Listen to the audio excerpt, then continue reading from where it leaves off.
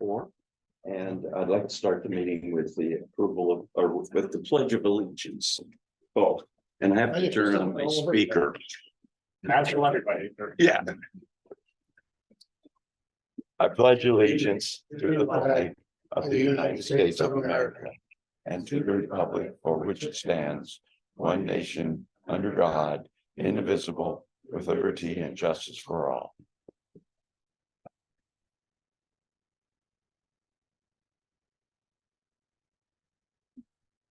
Following that, the minutes were mailed out. I hope everyone's had a chance to look at them. If you haven't, we can take a moment. If you're comfortable having looked them over, are there any amendments or changes? I would move to approve.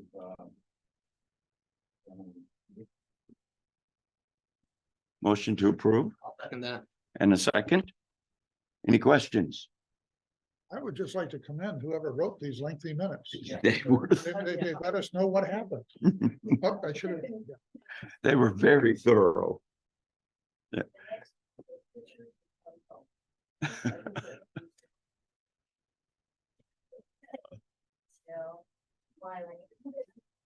All right, all those in favor of approval of minutes, say aye. Aye. Any opposed? Okay, they're good. We dispensed with individual introductions of our board and budget committee members and staff. Everybody's got a name tag, so welcome again this evening and thank you for being here because this is an important task.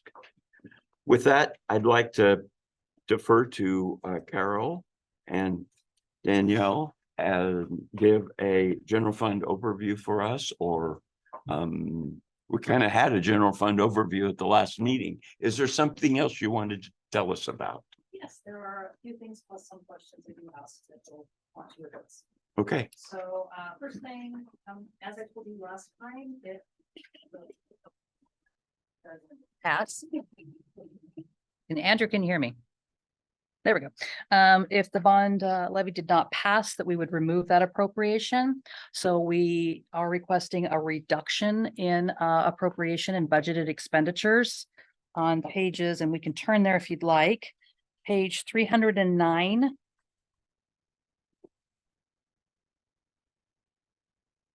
The debt service fund for GO bond debt. So we'll remove the $4.8 million that you see there. And on page 357,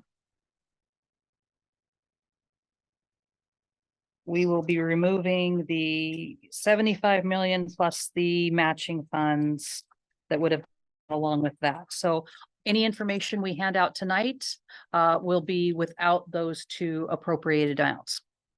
Okay. So we do have some general fund changes, and you'll hear a little bit more about those later on in the meeting. We have an Emerging K presentation that will be a new program. Melissa will talk to us about that. Michelle Nee will give us a follow-up on the Ed Center that was added late in the budget for this current year. And just because CTE is just almost one of our all-time favorite topics, Jill's here to just give us a little update, because I don't know how many of us could count or, you know, tell us all 9 different CTE programs the high school has. And what's that stand for? Career Technical Education. Thank you. VOTEC back in, you know, some time ago, you know. So I also wanted to point out another change in the budget for this year was the softball field. We are funding part of the mandatory required softball field that we are working on out of the general fund, and the remainder of it will go into our major maintenance fund. And you can find that on page 177. So you'll see a 500,000 there. Some of the cost has gone into this fiscal year, and that is how we are funding this required softball field. It's been a long few days. So don't think that's going to be my first. Sure, when will that be Speak. started? When did what? When will the work on that be started? So the next step in the process is a utility relocation. We have to relocate some manholes because we're going to vacate the sewer line into the transition house. We are currently right now, our maintenance team is going into the transition house. The program has been moved temporarily to the next house over. And we will be pulling those items that we wish to keep, cabinets and things. We're giving Heartwood Resources an opportunity to go in there, clear out the things that they would like. Then we are hoping that we have time to give our local City of Roseburg and Douglas County number 2 some training opportunities. They were very excited that Transition House has a basement, so they're going to pretend that somebody's fallen through the floor into the basement, and they're going to practice rescuing that person. Then we will do asbestos abatement on the things, the drywall, some other things in there are positive for lead and asbestos. And then we can invite the fire department back out to practice cutting holes in the roof. They will use fake smoke. And then after that, which is not really answering your question, but after that, we can bring in the utility relocate and demolition, all with the same company, and our school board will approve that quote for those services at next week's meeting. We are very close to having the specifications for what I call the dirt work, the site work that goes underneath the turf field. And that will bid soon, and we hope to get that done starting in July, perhaps the latest August 1st is when that work would start. Then we will have Hellas, the turf, the vendor that we buy our turf from. They are going to come in and do a final planarity, they call it, on the field itself, and they will lay down the turf product. We also putting not the same cush drain that we have under the football field. We don't need that kind of a G rating, but we will get one with, they call it like a wave, and so it will have some squishiness to it, And this which is as close as I could define G rating. Hope to be finished by the start of the softball season next year. The ultimate goal, yes, is by the start of the softball season. However, our turf vendor says it's a very different process to lay down turf if the ambient temperature is not greater than 50 degrees. So we are hoping, they are planning to come in September 1st is about their timeline right now to come in and begin to lay the turf. Wow. Okay. And that's all included in this 500,000. New. The first set of expenditures of 500,000 will come from the general fund.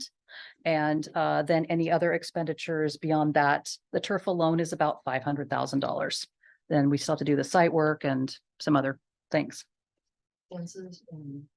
Yep, fences will be in fences, removable bleachers, dugouts, bullpens. We will be doing a softball season temporary fence that they'll put up during the softball season that can be taken down then, and then the field can be used for some other things the rest of the year.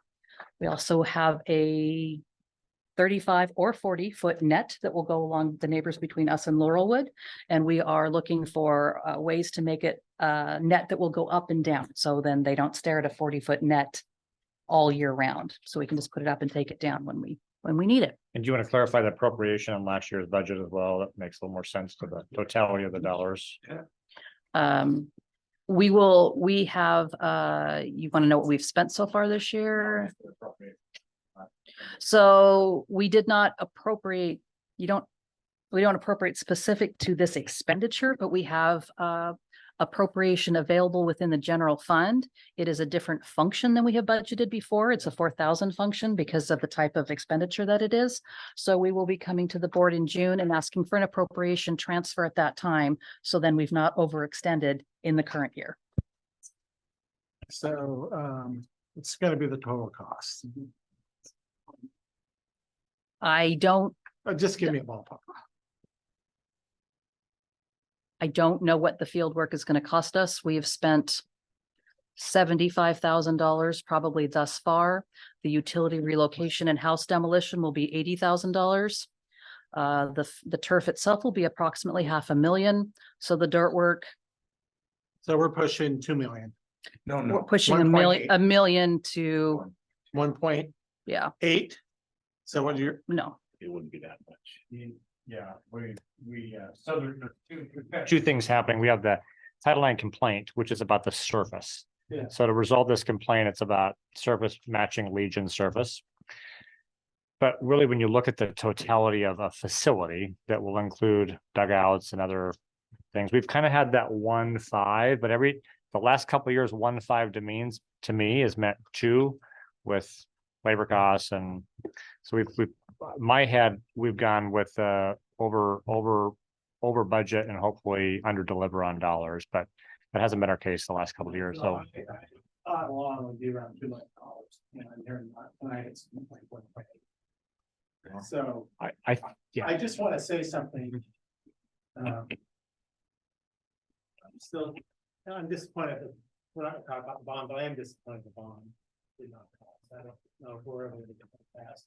1 in 43 years, we don't have a very good record. But what irritates me are the lies that people say. You know, people have sent me things that have been posted on social media like, well, they're building fields and everything. Yeah, we're building a field because we're forced to build the damn field. And I wish people would just stop cherry picking stuff and be honest. If you're gonna vote no, vote no. But don't lie about it. It's just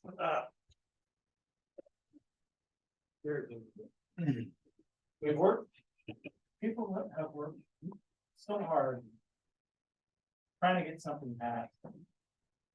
And it just, I think Joyce Morgan, former county commissioner, said, and may she rest in peace.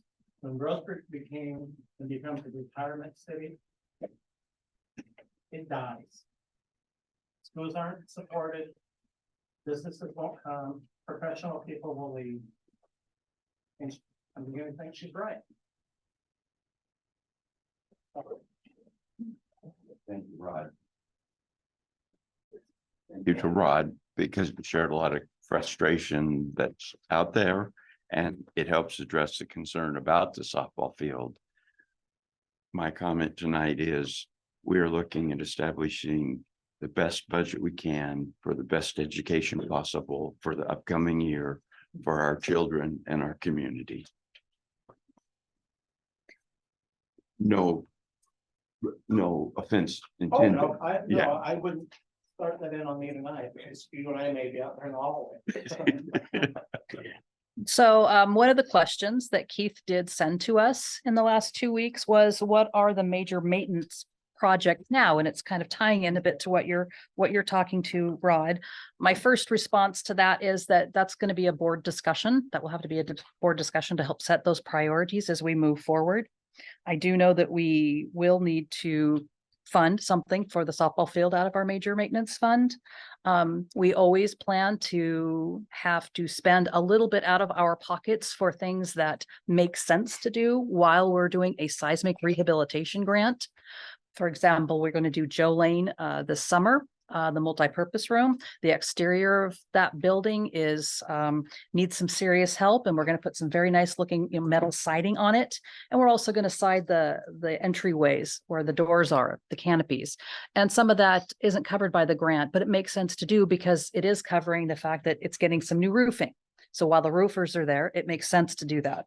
So we always like to hold a little bit back into our major maintenance fund. And the security. So the security measures that we've started, the fencing and the secure vestibules, that money is coming out of our ESSER funds, also known as our COVID funding.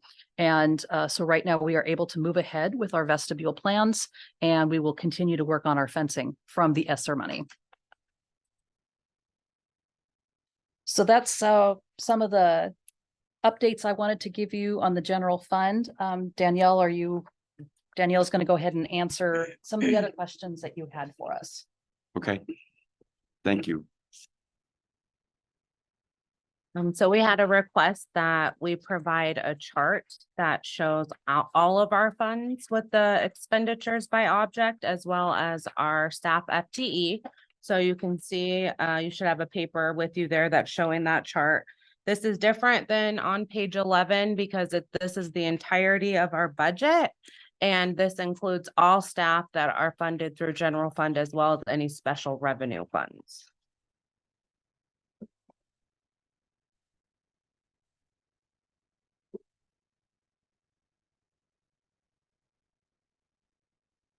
And this covers the total operational cost for the school district and for a single year, Correct. which is totaled somewhere. Yeah. It's 127, 335, 836, 19. Will you repeat that? 127, 335, 836.19. You can also see it on there's a handout there Okay, if you thank you. need. Annually. Yep.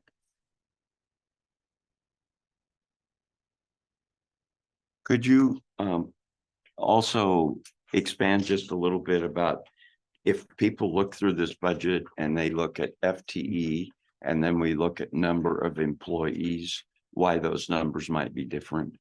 Yes, so our FTE and the amount of employees we have, not every employee is one FTE, so they may be working half-time or a reduced amount of hours. So a body does not mean one FTE. So the number of employees is higher than the Correct. FTE number. Correct. Thank you. I have a quick question. What's the percentage of our budget for total personnel? You know, we talk about 85%, 82%. Is it in? It was yeah. General General fund is fund. 72% So that I want, for total. it's gotta be over. 31.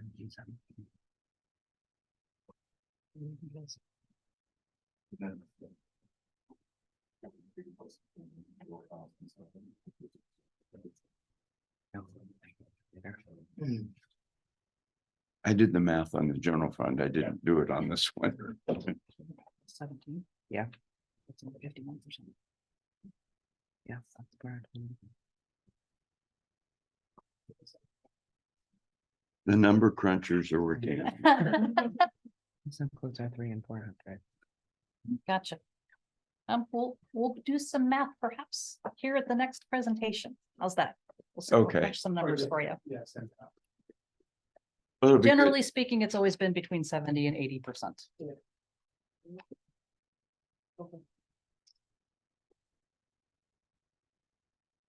Somebody will calculate that. We'll get it. What else? For now, I'd like to pass it along to Michelle Nee and have her give us an update on the results of our Ed Center. Okay, thank you. All right, just wanted to give you an update on our educational center. This is a new program that we have this school year. It's housed at Rose School.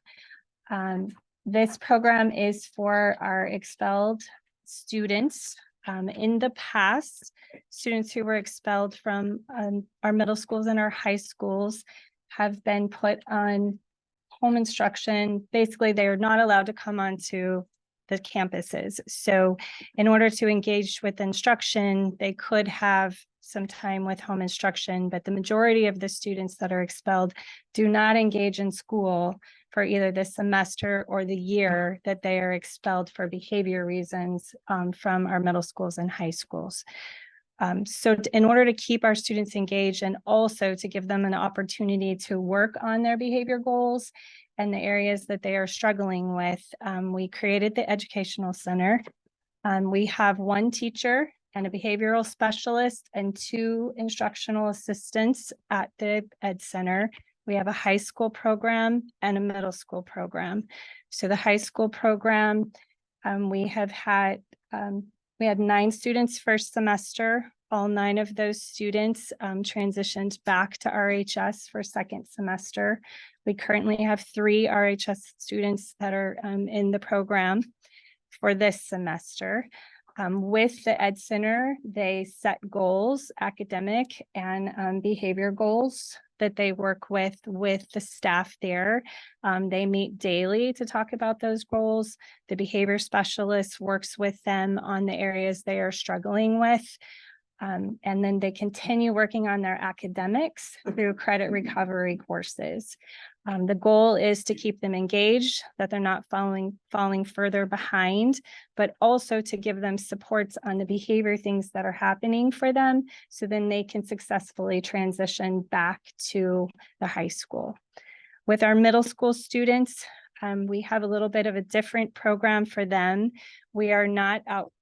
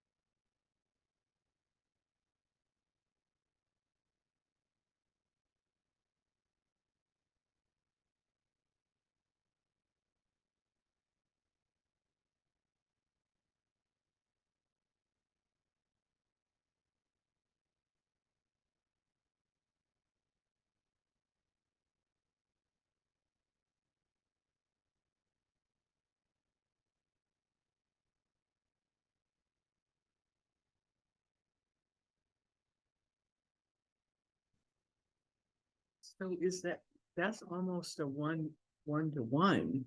The It- behavioral specialist goes with that individual student Mhm. back to the middle school to Yeah. spend the day? No, so the student will be going back for one class, so they'll still attend the Ed Center and then they go back for one class at the middle school.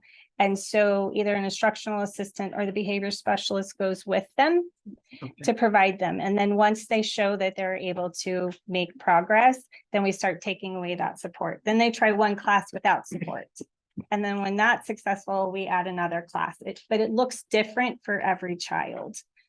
We currently have 11 middle school students in the program, and but that's between the two middle schools and the 3 high school students.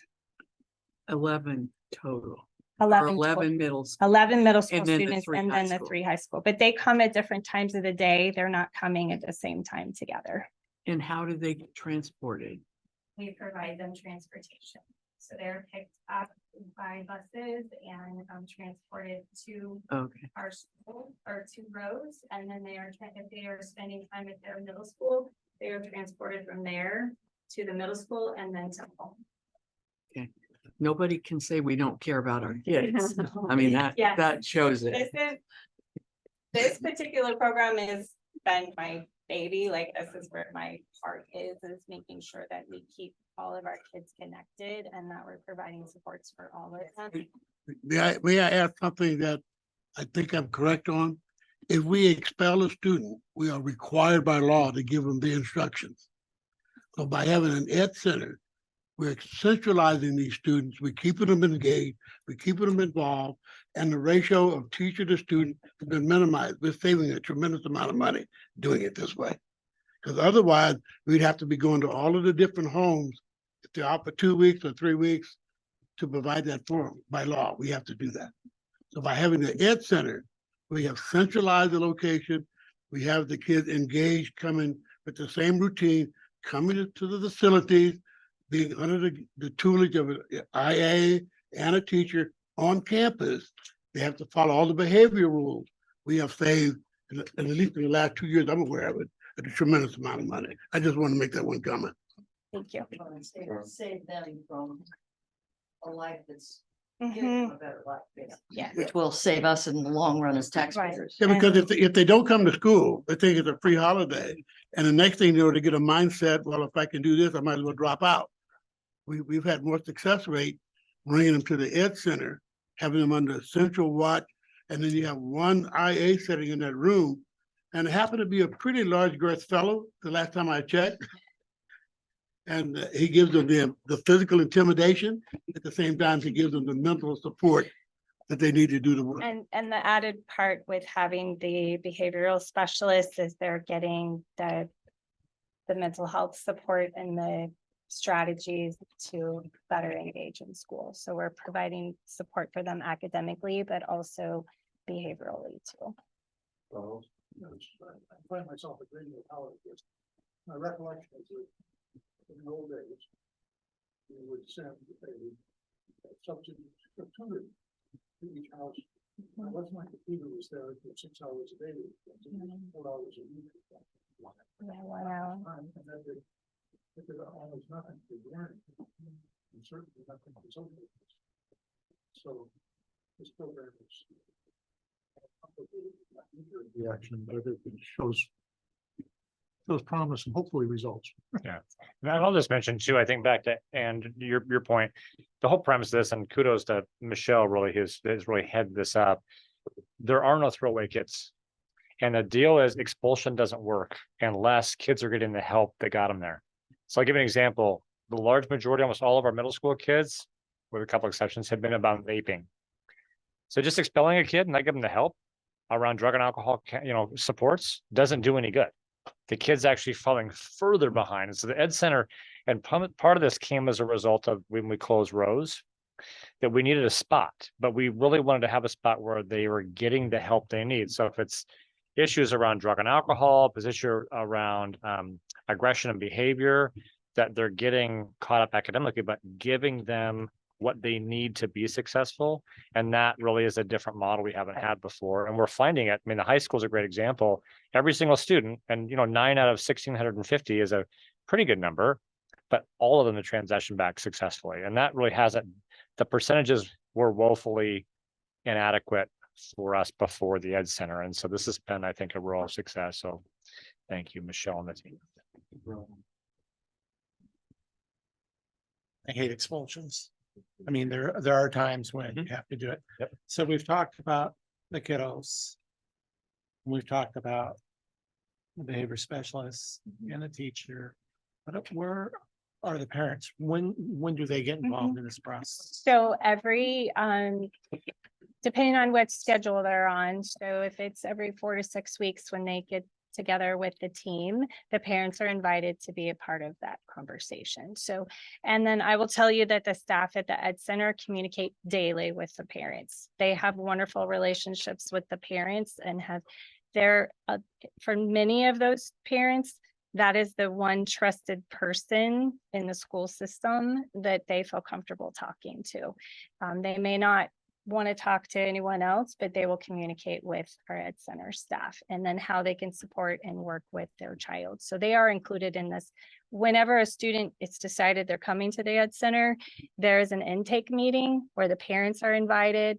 The staff from the Ed Center is there, the administration from the building they're coming from is there, and a plan is put together for that child moving forward. You're welcome.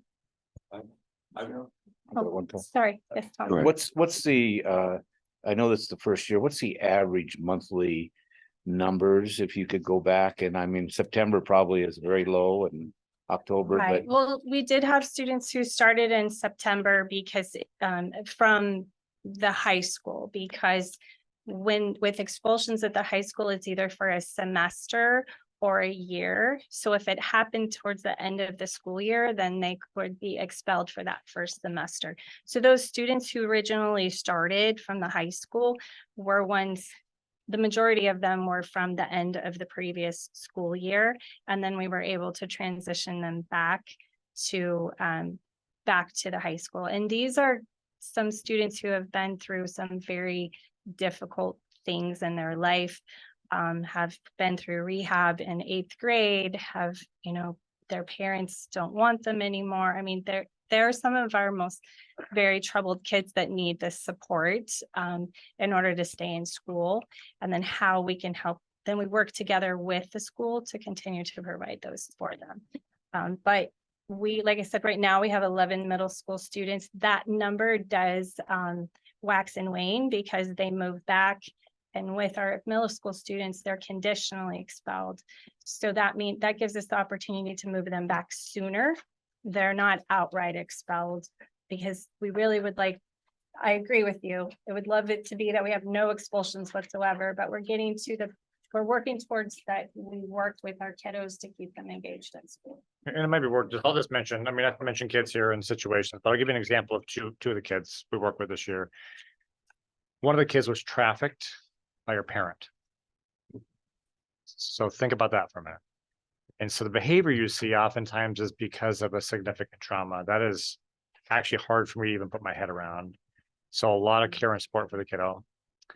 We have kids that have been involved in not just possession, but distribution of,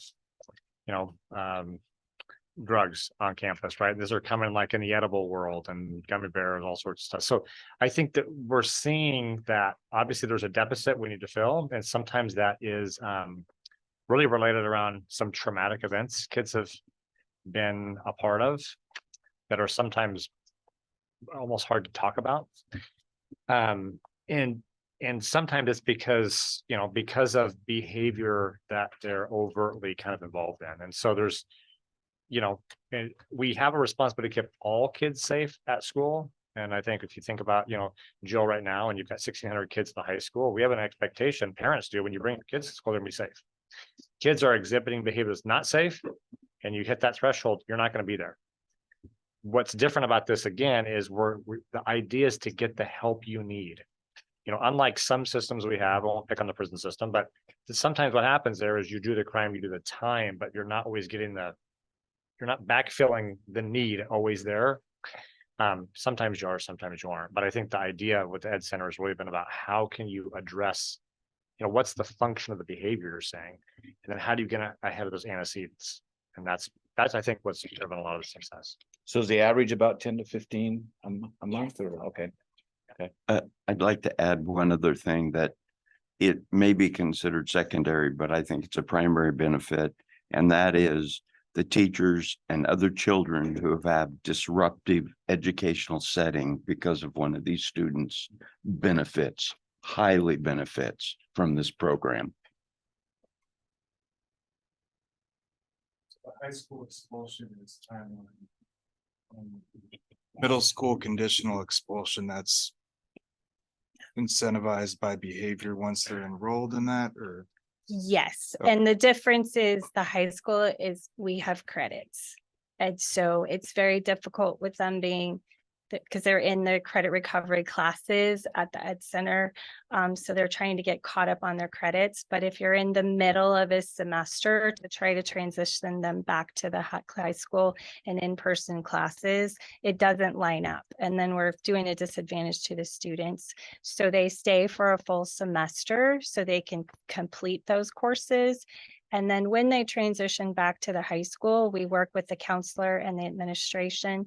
If the Ed Center staff is needed to come over, they will provide transition support as well. It's just on a case-by-case basis. But Steve, to be clear, we have a number of conditional expulsions that happen at the high school. And so we do, I mean, I don't know, Jill, if you want to talk about it, but conditional expulsions and the success plan is really, I mean, you can talk about that if you want. So There's a couple of things I want to clarify too, is that we work tirelessly to keep our kids in school and support them in our school the best we can. And we have tons of the services within our school in terms of mental health therapists and behavior supports we give. We don't want to expel a kid. That is the last thing we want to do because it is difficult. It says to them, you don't belong here. But there are times when it's necessary. So I want to give tons of kudos to the staff and the counselors and the administration in the buildings and the work they do around that. And then when we do have a number of conditional expulsions. That I think one of the difference at the high school is we bring them back into the school and provide the supports within the setting. And it comes down to those credits and ensuring that they're still staying within that track, that the supports are provided within the school. So the only time that they are removed from the high school setting is when they're outright expelled. And that is either it's been a pretty horrific event that's put in there or a series of events that we're not able to get them that more intense help that they need. And also, just to let you know, Steve, we do have other conditional expulsions at the middle schools where the students stay at the middle school with a success plan, and there are conditions that are put on them. And then if they don't meet those conditions, then we would have the change of placement to the Ed Center. And so it varies, but there's. I think 9 out of 1650 kind of speaks for itself. Yes. Thank you.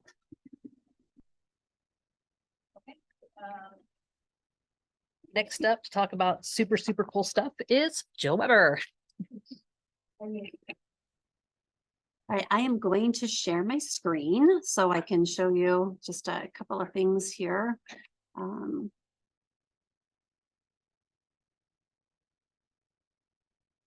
There we are. Okay. So my screen looks different. Oh, there we are. Good. Okay. Career technical education. So it is, as we've heard, CTE is the term that we use. Career technical ed. We have also heard it trades. We've heard voc ed. Any of those things. It's how we're getting kids involved in industry.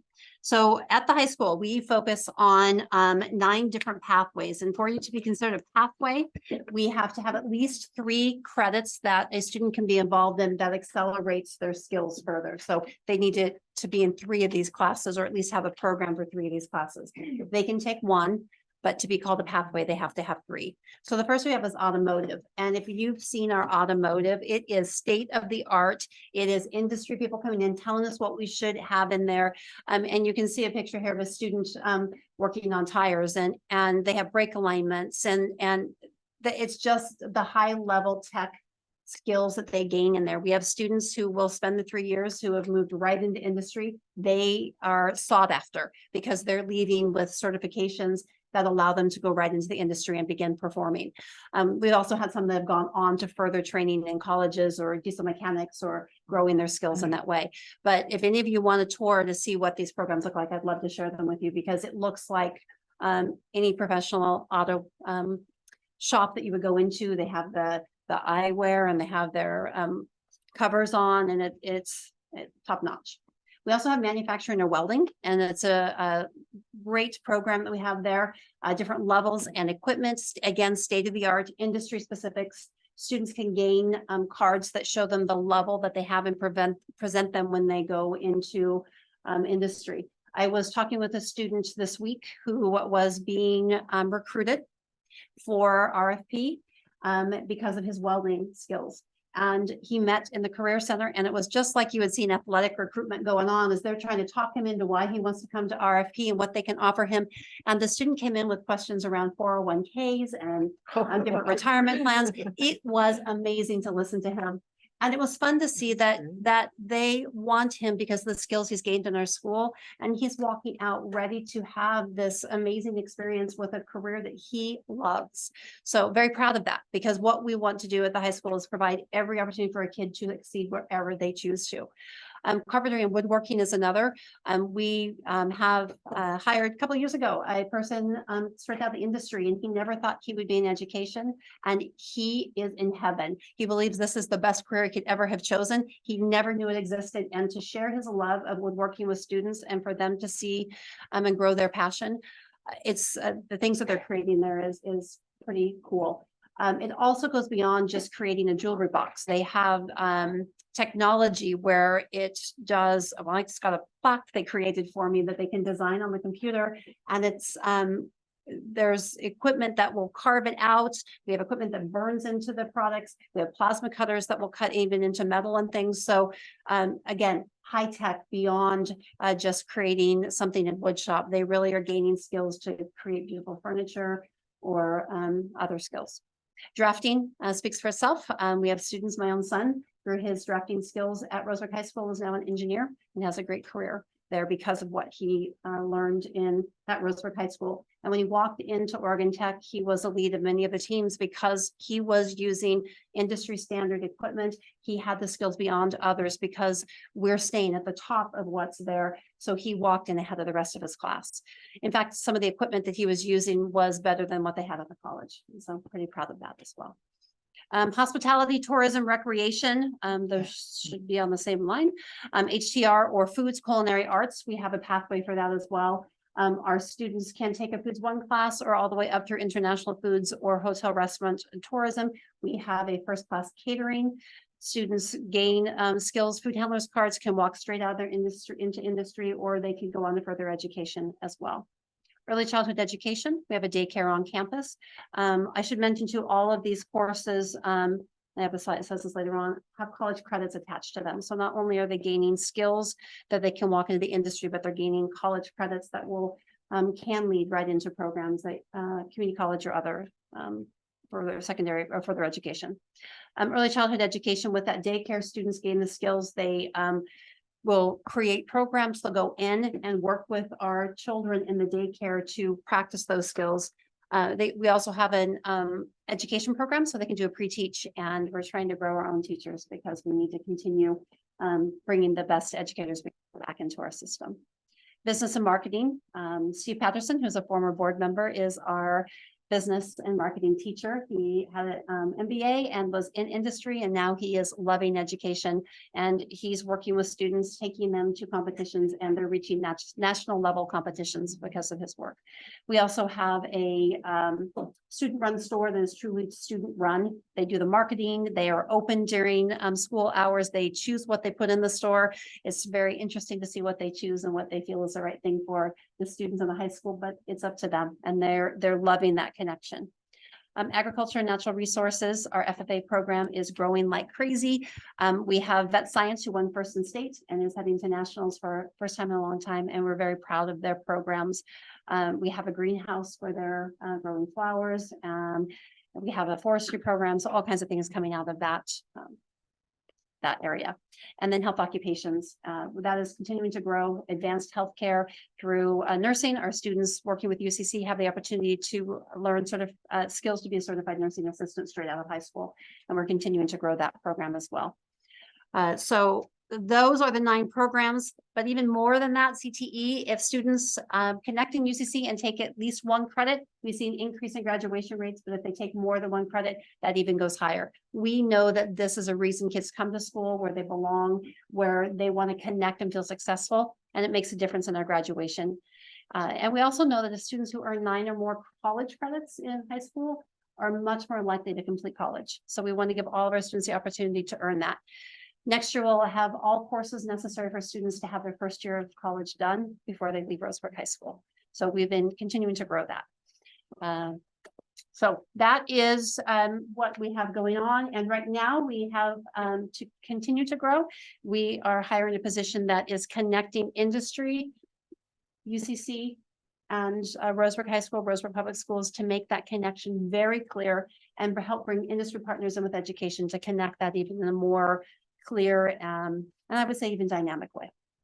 So any questions? I could talk for a long time, but yes. I ran into at Lowe's buying plants into I'm not going to mention her name, but you all know her.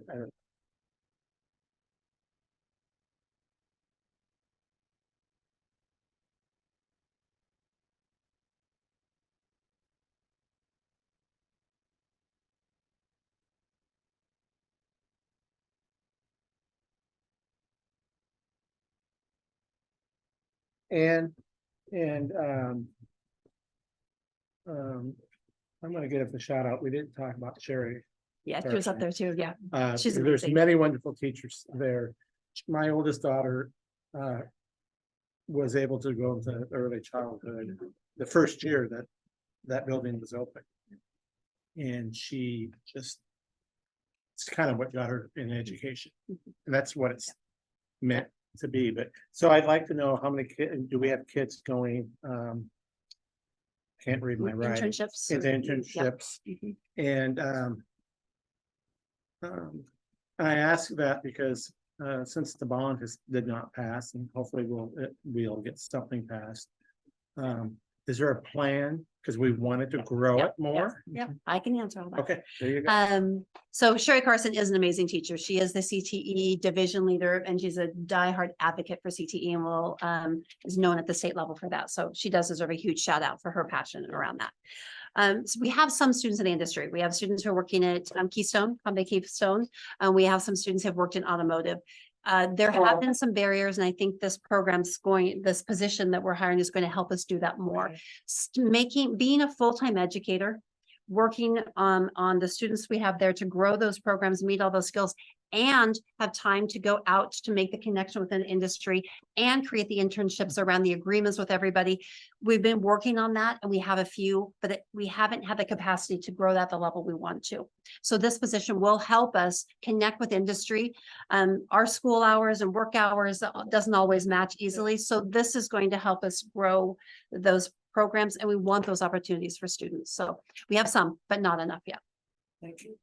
I can just say, like, we talked to about RFP, for example, where Dr. Porkrat and I are heading up to meet with the CEO. I met with Alan, about the announcement, Alan Ford. And I mean, the conversation there is they need 125 advanced manufacturing jobs soon as they work on the plant in Riddle. Our expectation is we will fill those jobs with people from Douglas County.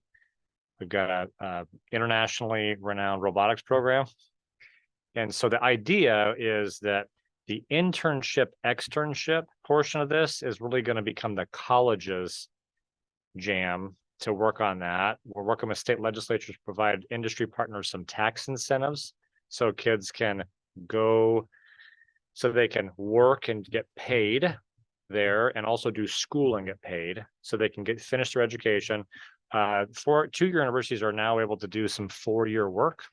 So the idea is they would get into this pathway through us to have the automatic admittance to UCC and the mechatronics program or the advanced health career program. And then in there, we have partners waiting for us right now saying, please, we need these positions now, where we'll basically be getting, we'll have industry partners waiting to internship and externship students. So we'll start to get the amount of students that's going to be programmatic. It'll be hopefully the entire cohorts will start to go as they go over there. It really be more of a matriculation process that we're helping industry partners have their next employees without having to worry about the HR component, the hiring component. So pretty exciting. We're hoping 125 at RFP, Convey, 7 Robotics, Aranco. We have the advanced manufacturing is really waiting for this, as well as advanced health careers. So exciting. Yeah, but we can talk about the Great Northwest Trailers, North River Boats, a lot of our kids that are aluminum welding. So we have a lot of students that are the person the gentleman you talked about and his wife appreciate the ASE certification and their shop, but we're hoping this will be much more of a vertical where there's a pathway that will be a high wage, high demand job that kids know about in 8th grade. Say, I'm interested. And we're also, just so people know here, it'll shift the way we're thinking about things like college visits, because we anticipate in the 8th, 9th grade, you're doing industry visits. You're going to see the work. You're going to DR Johnson. You're going to RFP. You're going to see what the work is, and then say, I'm interested in that. And you're in the vertical where essentially there's a job waiting for you. And again, I think this is the way forward in Douglas County. We have the people who can do it. They stay here, they work here, they raise their family here. There's high wage, high demand jobs here. And so this pilot is really, a lot of people are interested statewide in how this works, and we're going to make it work.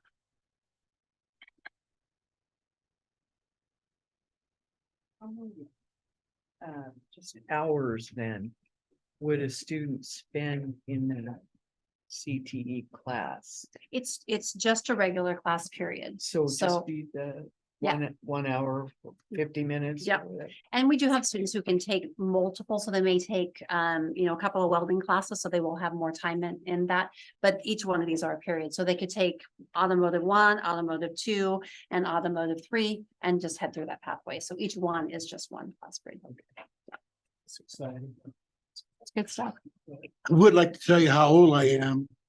But when I went to high school 65 years ago, we did just that program right there. And my classmates finished high school, went right to work for the Chevrolet dealership, went right to work at a barber shop cutting hair. They had their license, they had beauticians that passed a cosmetic license. We had farmers that went out in the field. I can name half of my classmates from high school 70 years ago doing just that program right there. I know firsthand how it works. It seems to me over time, we've had problems that sometimes in what we used to call voc ed, our equipment would become outdated. And then it wouldn't be so useful for getting kids to go out. So we need employers that are excited about this. And the other thing that I remember is that we run into business cycle issues. And sometimes we'll get kids trained for jobs at a time when it may be real hard to find jobs. But maybe we'll train kids to be good enough that they can get jobs when their parents are being laid off. Yeah, we do get a Perkins grant every year from the state that does give us some funding to continue to grow and have industry standard equipment. We also through the high school success money, which was Measure 98, the voters voted in many years ago, several years ago, several years, not many, several. We can create a plan with that money that meets the requirements around graduation rates and college and career readiness and CTE programs. And we have chosen to use some of our money for that as well, to continue to upgrade equipment, to grow the programs, to give more to our students. So that funding has helped us stay up to date and expand our programs as well. So some of these students, as they go through these pathways, do some choose to versus industry go into one of the branches of the military? Yeah, we do have students who do choose military, and I wouldn't say it's just CET students, and we see that the military provides a great opportunity for our students, and And so there is every year, several students who choose military, and it is a great option for many of our students. They have college connections and they have training within the military. So yeah, we do every year. I think if you market this to companies in our, area, they would be happy to give money toward things like this. I know, at Nordic, definitely would be, because that's one of the hardest things is finding qualified young adults. I'll tell you right now, most of our guys and gals are 40, 50 plus. Oh, really old, right? Well, but there's Right. a lack of, my age and younger. There's a huge gap between there that's not being filled. And we're seeing more companies come into, like talked about the students in welding, they're coming into the high school that are recruiting. Yeah. So we're seeing this, and there's a nice balance. Our job is to make sure every student reaches whatever potential and what that next step in their life, whether it's choosing Harvard and Yale, or choosing UCC, or choosing to go industry or the military. And I want all of those options available for our kids and to have a strong program that supports them no matter what. So I see us growing in our ability and a potential to have much more connection with industry, and I'm looking forward to that. So what? It's a little anecdote. One of the teachers that taught welding, maybe 2 welding teachers ago, was a social studies teacher first and a basketball coach. And there was some rifting and jobs had to be moved around, and they wanted to keep him. And so he agreed to do welding because there was a welding opening. And after that 1 year, they trained him and everything, and he did this welding. They thought he would come back into social studies, but he didn't. He stayed in welding. And the reason he did, he was a good teacher and kids liked him. He was a good and successful coach. The reason he wanted to stay in welding, because he said every kid that comes into that classroom wants to be there. And I don't think people realize that difference, that those kids, that's what they love. I might have a kid in AP government who loves politics, maybe 2 or 3 of them, rest of them could care less, but they do good work. But if they're in band, they're another person. If they're in welding, they're another person. And that's what's really important about CTE. And we lost that welding teacher because he's now in industry. So that's how good we are that the industry stole him from us. Well, I'll just mention too, this generation of kids we have is amazing, but they're very much into choice.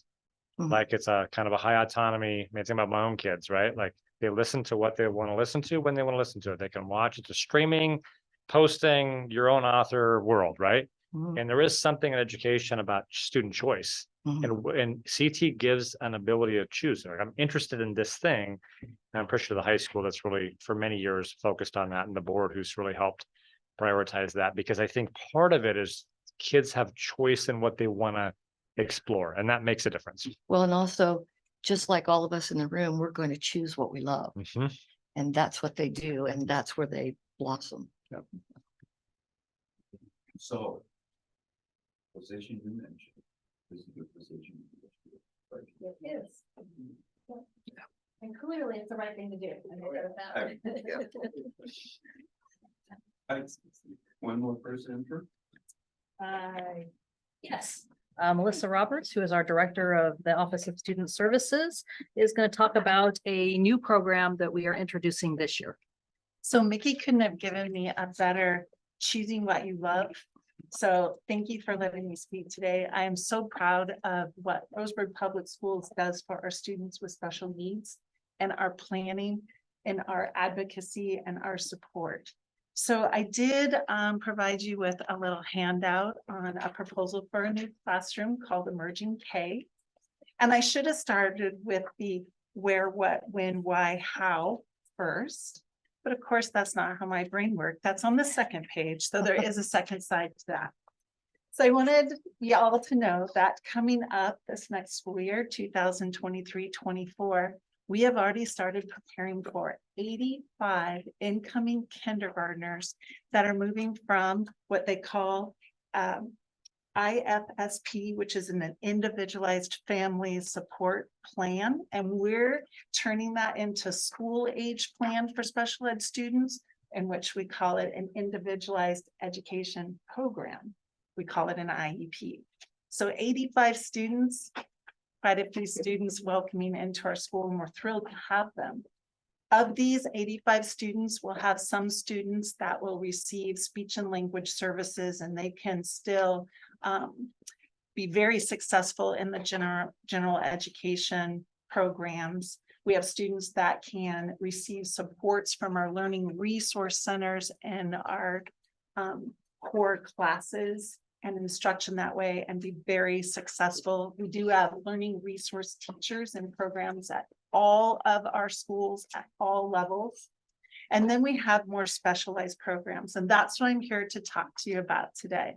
So as we get into our more specialized programs, you will see as the students' needs are greater, our class numbers, the size of the amount of students we have in the classes becomes smaller, and the amount of support we have in these classrooms are more individuals per student ratio. So we have approximately of the 85 coming in, 20 of those students are going to need some pretty significant support. We learned this year with the addition of a developmental learning center, which is one of our programs that is more self-contained, that helps work with students that need feeding, that need bathrooming support, that need social skills support, that need daily functioning support. We also provide those academics within that program. We noticed that we had a large number of students. So we were able this past year to add another classroom, and that classroom actually was housed at our Hillcrest site. As we add this new classroom, when we set this up, we were setting it up for success for the teacher coming in. So we typically have our developmental learning classrooms and our LRCs at the elementary level are generally kindergarten through 5th grade. But that's a big span for teachers to learn curriculum and to support students in those developmental ages. So we thought with this program, we would start just with kindergarten, 1st and 2nd grade, so that that span of learning for the teacher would be much smaller. What we learned along the way is we could also really focus on what those students needed. And we, for the first time in my experience, had a student move from a DLC, a developmental learning program this year, to Gen Ed, and she's thriving. How could we do that? We had more adult support, very specialized support. We kind of honed in exactly on that, what that kiddo needed. We got her potty trained. We got her where she could sit at the table. Then we realized she's brilliant, and it just grew from there. So that then brings us to what I'd like to talk to you about today, the emerging K. We learned that we have some kiddos that just need a little more cocooning before we look at placement right away in a Gen Ed classroom or in one of our developmental learning center classrooms or our profound developmental learning classroom. We want to give our incoming kinders that we know have really explicit skills that still need to be developed that aren't quite there where their age-like peers are, and a smaller learning environment where we can really hone in and give them that extra practice and push them forward so that at any time during the school year when they're ready to fly, we've got those skills in place and we can get them in that appropriate classroom. So this classroom will be a basic contained classroom at first until they're ready to go. We'll work on that bathrooming, we'll work on those social skills, academic skills, and we've got quite a few behaviors coming in. So getting these students used to being students and accustomed to the routines of school prior to making quick decisions on where they're going to be placed. So we are hoping to have this program at our Hillcrest site. We have a building set up so that it will now house the DLC, the Developmental Learning Center, And right butted up in the same building will be the emerging K, hopefully a bathroom in between so that we can use the resources from both classrooms. So we have a kiddo ready to move to the next level. It's right next door. We have a kiddo that needs a little more extra support. We can move them right next door. They'll have access to their peers. We always try to build that in anytime they're ready. But it'll be a beautiful, I can imagine it now in my brain, support for our incoming kinders.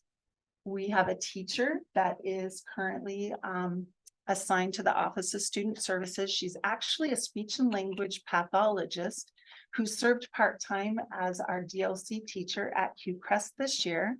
Her name is Allison Bocart. Allison will be a teacher with a special licensure, but the beauty of this is speech and language practice all day long, immersed in this classroom to develop those language skills. She's also a fantastic expert on developmental skills of students. And with her experience this year teaching in the DLC classroom, she now is well versed in kindergarten standards and in our curriculum.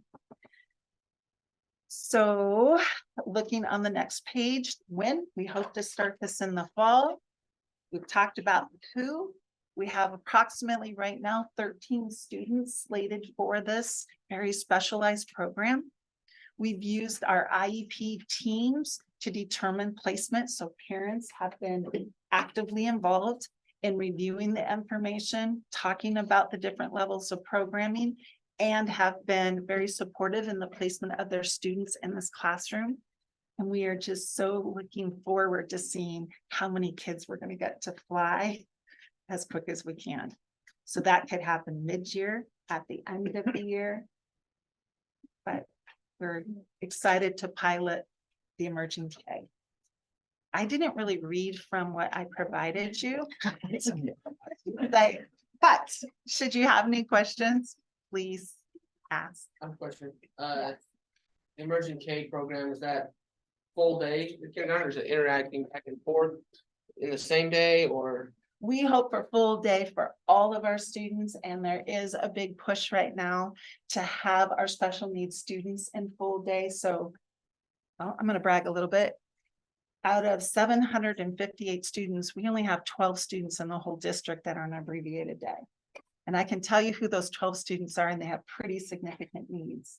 So it is a full day. So maybe my question is not clear. Would the Emerging K be full day in Emerging K, where they maybe move half day Emerging K, half day DLC, or half day general ed, or something like that? Excellent question. It'll be very individualized on what that student's able to do. And so we are going to do our best to meet that student's need. So if it's a behavior thing and we start seeing, we're going to get them into the next level as soon as we can. Yes. Thank you. I have a question. I know that we do that with all of our programs. That is always our goal. Melissa, I don't know if I understood this right, but you started out saying you have 85 kids on IEPs? Coming in as Coming in. incoming kinders. So let's say there are approximately, if you look at the numbers for enrollment in kindergarten this year, about 350 kids. That's a significant amount of kids. That's 24% of kids on an IEP. Not every IEP is the same though. I understand that, but so there's some of them on an IEP because of vision, some because of hearing, some because, and then some are orthopedically impaired. Because is that a big number? It is a So big that, number. that's a. This is probably not politically correct, but it's never stopped me before. That's a Douglas County number. Am I right? Yeah, I mean, So here's go what I ahead. can say. Roseburg is, as you know, one of the biggest school districts in the county, and we do have some great resources. So we generally do have parents seeking out our services because all of the different levels that I was trying to explain, not our smaller districts don't necessarily always have that level of support. But Mickey, you are right on. We are 50 students more this year qualified for special education than last year. Wow. But our numbers of our incoming ECSE students are early childhood special ed students coming in has been ranging in the high 70s. Yeah. We had 91 2 years ago. Which is all the more reason for us to have emerging K. And they've been more, we've seen some more profound disabilities. These aren't just an articulation issue where I'm not, my S's aren't right, although there's some of those show up on the in terms of the service need. I think it's also worth mentioning that we've seen a general I won't say over identification, but it's probably happening. COVID, the impacts of COVID still with what it meant for families and things, we're still seeing that the school needing to pick up deficits or perceived deficits. Okay. And so I think it's worth mentioning that we're still, and it's not just on the early childhood side, it's kind of across the board where kids were out of school. We had some kids out of school for multiple years. Think about one particular kid who has been out, he's now back, but it was nearly 3 years of not being in class. So what happens with that, then is it a special education issue, or is it an access to school issue? But there tends to be a movement to want to identify earlier. And so we're kind of dealing with both of those things, but the supports needed have been more profound. And so that's kind of the idea behind emerging K. And those profound needs show in with us having to develop another program for our developmental learning center this year because our numbers were so significant. Thank you for your passion and enthusiasm. I love what I do. It's exhausting, but I drive to school I still call it school every day going, I'm so lucky. Charles? It seems to me that a few years ago, we were concerned about the number of kids that were coming to kindergarten that weren't ready for kindergarten for a variety of reasons, and that there was a movement or funding or us and the ESD and such to go out and actually seek out kids before they would be coming to kindergarten to identify kids who were likely to need special assistance. Is that the program that lets you identify who's going to be in these services? Yes. Okay.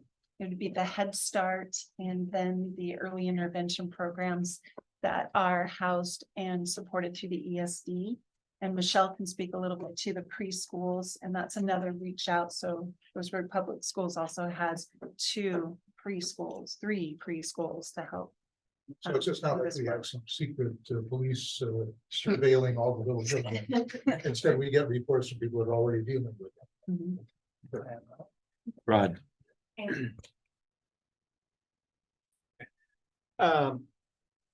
Two questions. I'm pleased to hear about the speech therapy that will go on during the whole day. I can tell you, I had a speech issue up through 5th grade. And it just about destroyed me. Because we get pulled out like maybe once a week. It's terrible. I need to write the teacher that saved my teacher. But I'm concerned. I've heard when we had our meeting at Press. I wish I could think of guys that is an he's by trade. He's a craftsman or something. I mean, it's just interesting. Do you know who I'm talking about? Anyway, it doesn't matter, but what brings me to the question is staffing.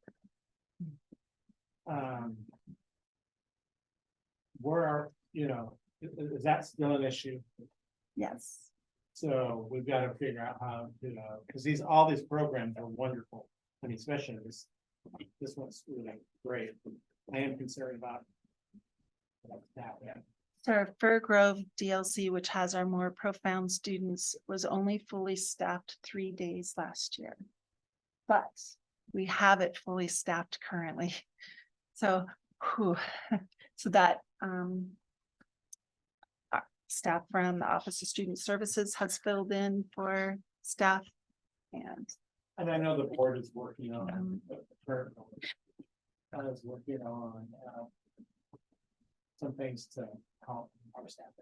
Yeah, Melissa, shout out to Melissa, because her team, you have one employee supposed to be helping, your case managing 76, last I checked, students, so just, this is someone that's supposed to be doing other supports with Melissa. They've been directly case managing, filling in the holes. It's been pretty consistent for kids, but inconsistent for the staffing. So the staffing's an issue. We do have emerging K settled, and that we do have staff for that.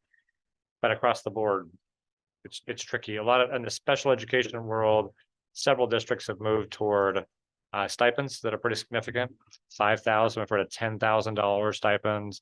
There's some things we're doing, but I appreciate the board's conversation on how to make some adjustments. It'll help.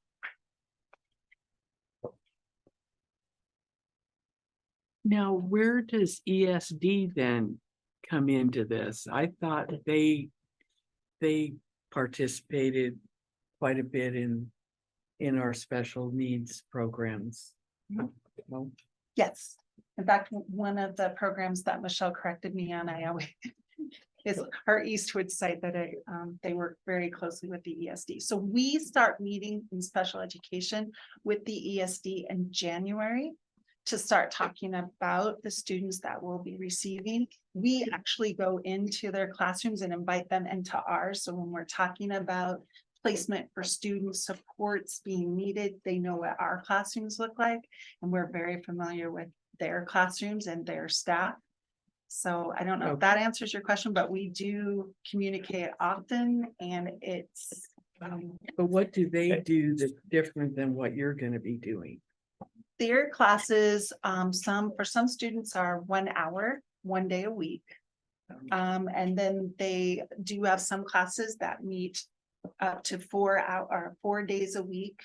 But students have varying experiences for that preschool experience. And that's another thing that we work on every school year. And I'm looking at Michelle, building that endurance for a full school day. Let me They ask, have varying let me supports. ask if I can. What does ESD bring to us? They see kids, great. What skills? What specialties? What do they bring? I'm gonna just jump in here. Feel free to jump in. So we're actually working with ESD to get clear on what we do receive from them. We take care of the direct services. We do the instruction. So I think it's important to realize what this budget is about. What we're not getting, there are some services provided through our local service plan, and we're trying to kind of refine those services, but those are going to be ancillary things like speech therapy, some OT-PT, but all of the direct services really are provided by in this budget. So there is kind of this belief out there that ESDs do a lot of work in terms of helping that direct instructions and support. And it's really not that accurate. It's our staff that in this budget that do the large majority of work. I mean, if you go to one of the DLCs, take Melrose, for example, they're all our staff doing the work with our kids every single day. Yeah. So they do the early intervention pieces around 0 to 4, although we picked up some of the preschool work, and then the local service plan provides some supports we use, but the vast majority of really nearly all the instruction and all the support really happens through our budget here. And this might, from the ESD, talking of the ESD is, they really help the smaller districts more, and we do too. I mean, so that's one of the issues that we're working through, so, correct? So, and we do get consult services through the ESD for our students that have autism spectrum disorder. So we do have specialists that will come in and consult with the teachers. We also have occupational therapy that comes from the ESD, and our speech and language services are ESD. Is it fair to say that our ESD operates differently than other ESDs around the state? I think that's a fair statement. I will with the ESD superintendent to get a very clear return on investment. In fact, I just received a document from her this week around what the services we receive, who are the staffing, what are the, so we're working through that process right now to ensure that we're getting the best return on that investment. ESD partnership is a choice a school district can make. And I think the board's been very clear with me that the expectation is we're using every dollar we have to maximizing that return on investment. And I've shared that with the ESD around the expectation the board has that we're good stewards of the dollars that we receive, whether it comes through the ESD as a funnel or not. We want to make sure our kids are getting the best service they can. And so we're working through that process to better understand and be clear about what we're seeing in terms of the services. Are they high quality services? Are we actually getting those services? I think to Rod's point, what's interesting, we're about 40% of all the county's kids, and we're the size of Connecticut as a county, 5,000 square miles. And so I believe we do subsidize a lot of the small districts with some of the services here. We also get families that come here because the services are here. So we're kind of at an interesting spot where there's 12 other school districts that are pretty small and we're the largest one. So we're just we're working through the process of making sure we're getting what we need. And if we're not getting what we need, determining how we can get what we need. A question for you. For all funds. Did you calculate how much is We did. We first took the graph that Danielle handed out and created. And if you take the 100 object, as we call it, bless you, with the 200 and you divide it by the total 127 million, it comes down to 51%. But I look at that and I go, that just does not feel right, does it? So, but then you got to realize, I think that this number isn't that simple. $2 million of our budget is transfers to other funds. So it's almost calculated twice because it's calculated as a transfer as an expenditure, and then it's expended in the funds where it goes to. We have $8 million of ESSER funds in this 127 million, and that's not, it is not a lot of payroll in that. And if it is, it's temporary payroll. So our PERS debt service fund, you see that almost twice because you see it as an expenditure across all payroll lines, but then you also see it as we then transfer that to the debt holders, the bond holders. So that's $12 million. So when you take out some of those manipulated costs, transportation is 4.4. Quick math without doing a whole lot of digging through, it's about 68%. So you know why I asked, because we have folks that will say, well, where's all your money go? And we've been accused, you're just blowing it. And so when you tell them, I don't know, it used to be 80 something. I mean, I always remember 84, 85%. It was in the 80s. Yeah, it was in the 80s is what we spent on personnel. And then they get that. It's an easy number for them to understand. And I says, and it leaves you 15 cents or 18 cents, take $1. I used to do this with my managers. I used to take $1 and started cutting this dollar. Probably go to prison for that. 30 cents. And pretty soon I'm cutting my finger because the profit is so thin. So people want to know what, I wish I could get redefine a little bit higher when you have time. I don't think 67 cents is right. 60 minutes. Say 7. I don't know. You for a long time it was in the 80s. I think that was the number in the general fund. And maybe, I mean, that's the number you always use, so I always believe you. But it makes it easy on us. Yeah. If somebody asks, well, we're paying 70 cents. Yeah. Or 70, whatever, It can be one that the board continues to give attention to with your staff. Curious. Don't lose any sleep. So that's the supplemental presentation for this evening. I would like to emphasis on the exercise, but what I'd like to.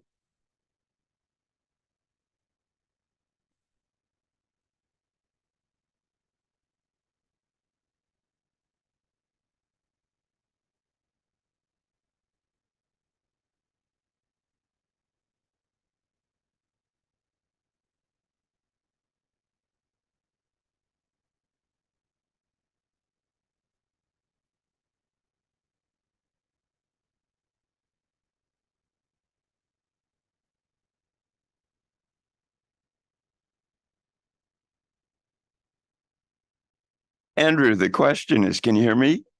The question is, I'm going to ask everyone, do you have any questions or comments? And when you're done, would you be prepared to vote on the budget tonight? I'm prepared. I don't have any questions. Okay. Bailey? Yeah, no question.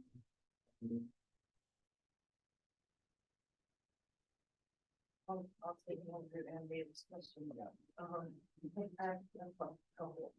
One is, we actually.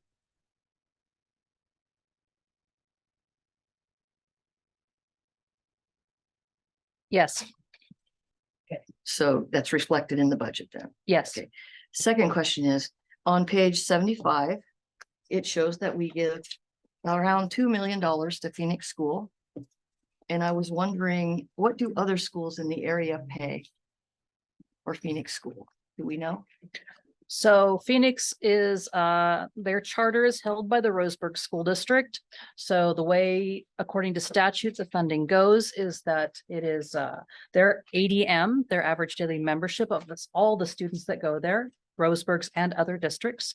That ADM funding comes to us and we pay them 95% of what we receive, for high school students and 90%, 95 at the secondary level, 9 through 12, and 90% for 8th grade students. And so that is their proportion of the ADM that is funneled through That's us. that's what the 2 million is. It is. So if we, okay, so we're not directly funding Phoenix School. Would that ADM come to us? And we keep it if it didn't, if we didn't give it to Phoenix School? If a student no longer chose to go to Phoenix and they chose to enroll in our school district, just like any school district in the Okay. county, the money would come to us, the funding would come to us Okay, and stay with us. okay. And then my third question is based upon a rumor. I had a friend that listened to the school board meeting, I don't know, it was the last one, and seemed to think that contract negotiations are going to be reopened for classified and certified. Is that right? I can address that we do have an agenda item coming up. We have not opened up those. We're currently in the year 2 of a 3-year CBA right now.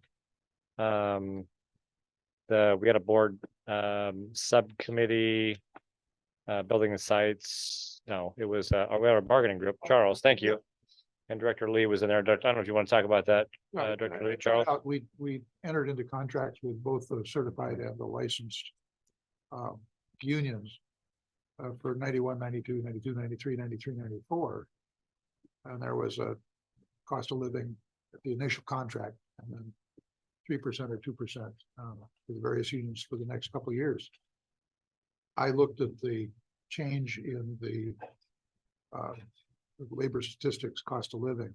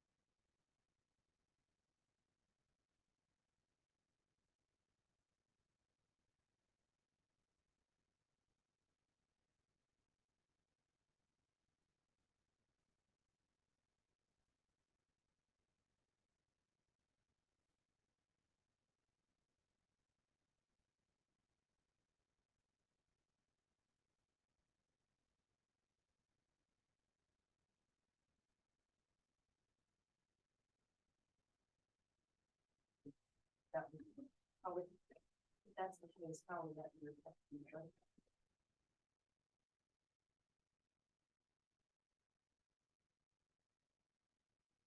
That would be a discussion that the board would have, and we can ask them to make those adjustments at the June board meeting. Amendments or whatever. Yes, to the budget document. So I can just be clear, it's a great question, but to be clear, the board subcommittee met.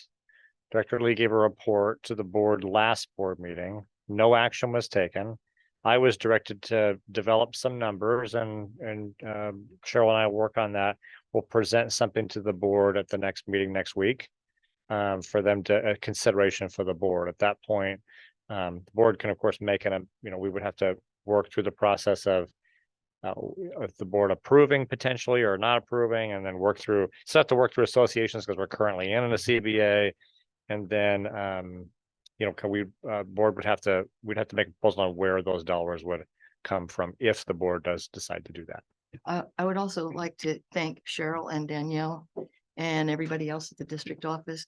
I don't know if I somehow got smarter as I got older, but this is the 4th or 5th budget that I've read, and for some reason this just read so much better. I'm not sure why, but I actually understood most of it, and I just want to thank you for all the work that you do.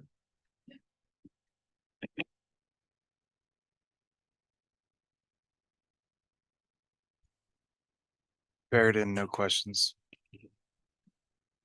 No questions, just comments. We have a great school district, and thanks for your passion, enthusiasm for running this show. I wish that the bond levy could have been something different, as it didn't turn out, I guess.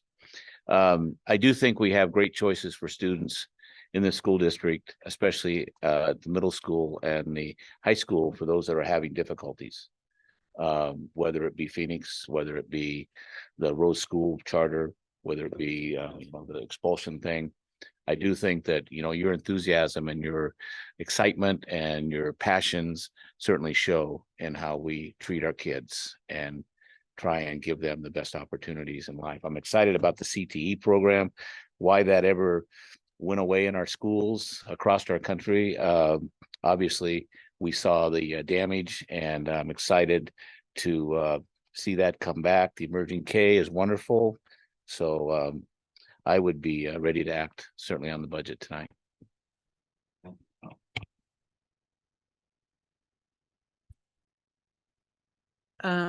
Yeah, it's with the bond not passing, it's kind of like, what, maybe I need to really go through this some more and see where we can tighten, and anything that we need to do.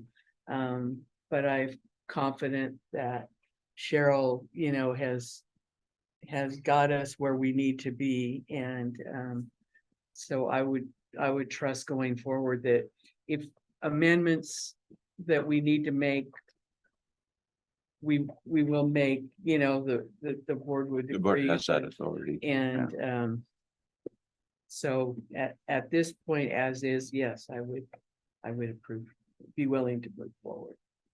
Mr. Cotton. Just a couple things. Thank you to Cheryl and Danielle. It's not easy putting budgets together. I have to listen to my wife. Office is in the house. So you've done this for 42 years. Why is it such a hassle? But anyway, thank you. I did send an email out to Cheryl today. I was concerned about the safety things. And I didn't know where we were on the instrument. So the fencing and the new entryways are gonna be, it's there. Just a heads up, I am concerned, we've got to get that locking system in. And so we'll have that discussion, I think, next week at the board meeting. I think that's the last really big piece. We can't wait a year, 2 years, or 3 years. So I don't know how, hopefully somebody else.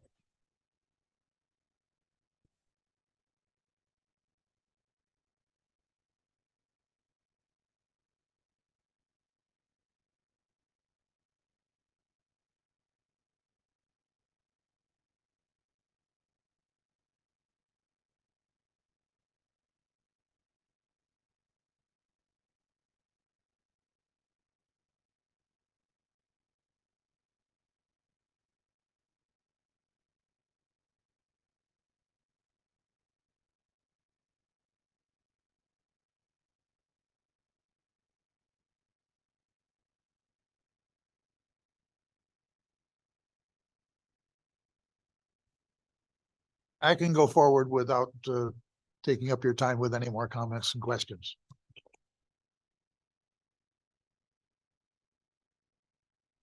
Two comments. I looked at some of the items that we have discussed tonight with return on investment.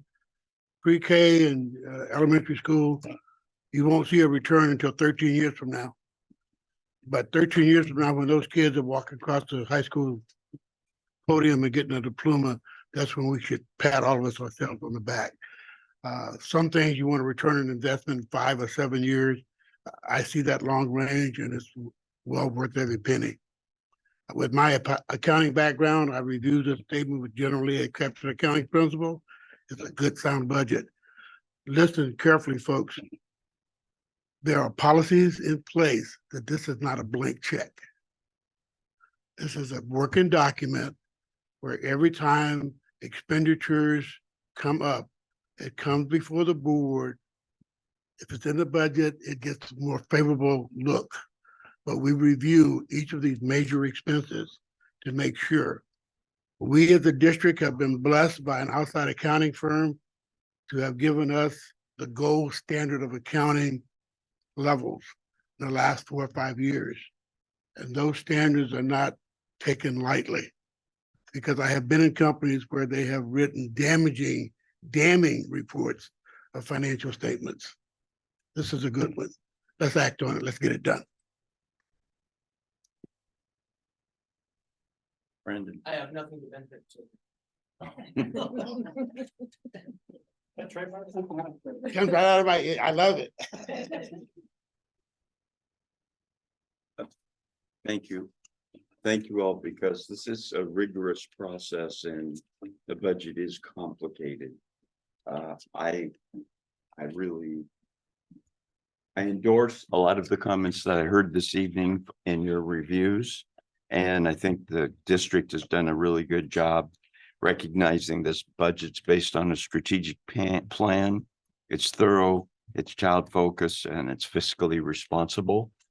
And if we feel that, I feel that way, and I feel the budget committee has confidence that it's a solid document. So if that's the case, there's a draft motion at your place. And those would be the correct words if someone wanted to move for recommendation and approval of the budget. So I would make a motion to approve the 2023-2024 proposed budget as presented in the amount of $127,335,836.19.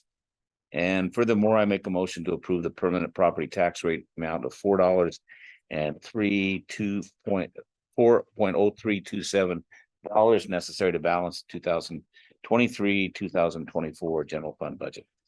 A second. Second. We have seconds and thirds.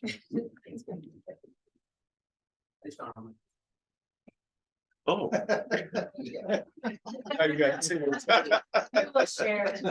Did you like to take credit for the second? The record show we had dual seconds from a member Mickey and member Brandon. Thank you very much. We have had a discussion. Any other comments? Well, we'll vote then. All those in favor of approval of this next year's budget, please raise your hand and say aye. Aye. Any opposed? Well, for this evening, your job was done and it's very well done. Excellent questions and participation. Thank you very much. Thank you. The document will have to be signed. Thank you. Yeah, thank you, Keith. With that, then.